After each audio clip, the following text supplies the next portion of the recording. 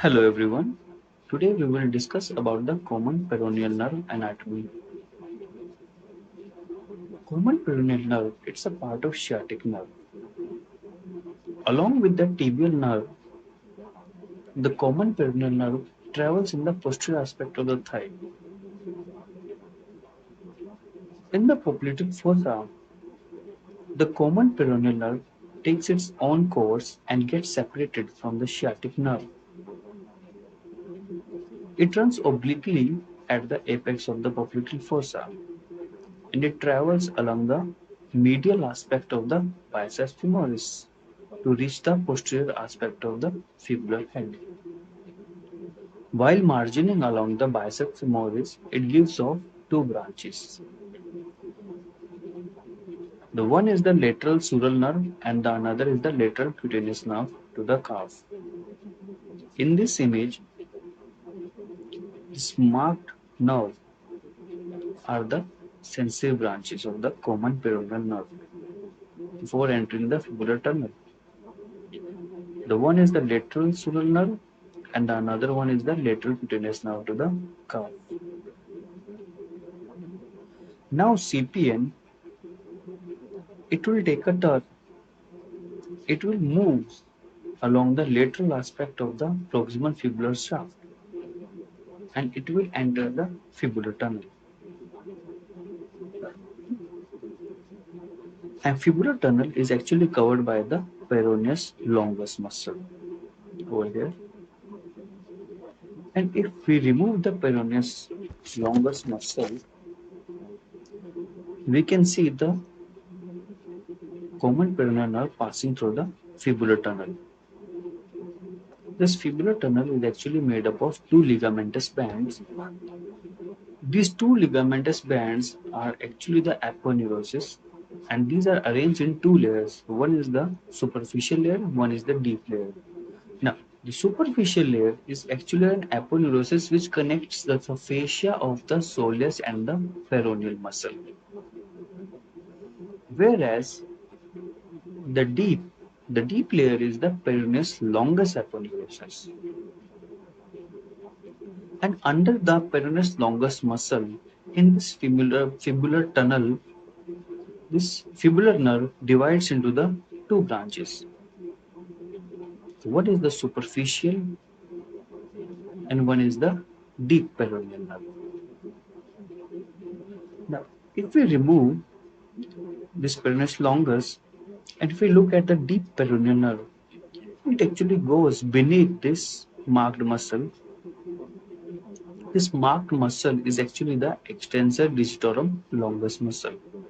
So basically at the anterior border of the fibula, deep nerve passes under the extensor digitorum longus muscle. There it travels along the anterior border of the fibula. In the proximal aspect, it is lateral and posterior to the tibialis anterior muscle, whereas in the distal aspect, it lies under the tibialis anterior muscle. Along with the tibialis anterior, it passes under the extensor retinaculum, which is superficial and deep retinaculum. Here with the green lines, this retinaculum is marked. Now this passes under this retinaculum to reach the dorsum of the foot and divides into two branches, the medial and the lateral branch. The medial one supplies the first web space, it is the sensory branch, and the lateral one, it is the motor branch. It supplies the muscle of the dorsum of the foot, that is extensor digitorum brevis muscle. If we look at the proximal aspect, this deep nerve actually accompanied by the anterior tibial artery throughout its extent. Whereas when this nerve enters the dorsum of the foot, it is also accompanied by the dorsalis pedis artery. So this artery and the nerves actually travels together.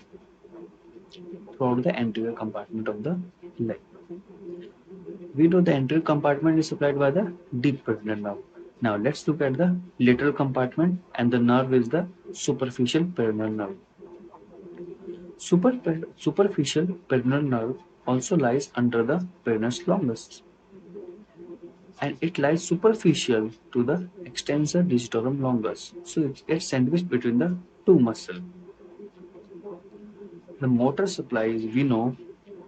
Let's look at the sensory branches of the superficial peroneal nerve. Before reaching the retinaculum, it gets divided into the two sensory branches, medial and the intermediate branches. And these branches actually travel above the retinaculum. They does not travel below the retinaculum to the dorsum of the foot. It supplies the peroneus longus and the peroneus brevis, and third motor supply is the peroneus tertius. Actually, the peroneus tertius, it is an extension of the extensor digitorum longus muscle. It is found in some people. It inserts over the last digit and results in the eversion of the foot. Now we will look at the accessory peroneal nerve.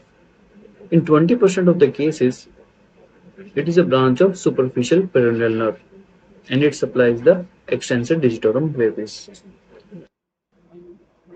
Whereas in less than 5% of the cases, this accessory peroneal nerve is a branch of deep peroneal nerve. Now let's look at the sensory supply. Most of our area of the leg is supplied by the superficial peroneal nerve, which we can see from the image, except it is the first web space of the dorsum of the foot, which is supplied by the deep peroneal nerve. And if you look at the upper lateral aspect of the leg and the lateral calf, it is supplied by the lateral cutaneous nerve to the calf. Next, we will look at the clinical aspect of the peroneal nerve deficit, or the conditions where the foot drop occur. The number one is the TF joint ganglionic cyst. Second is the fibular tunnel entrapment syndrome, which is seen in case of diabetics. Third is the strawberry picker palsy. In strawberry pickers, the bilateral supine palsy occurs because of the continuous prolonged squat positions. Fourth is the slimmer paralysis, which occurs because of the extensive weight loss, and because of that, fat around the nerve is also lost. And the postpartum foot drop because of prolonged squatting or the leg holding in a lithotomy position, and the compartment syndrome. Thank you.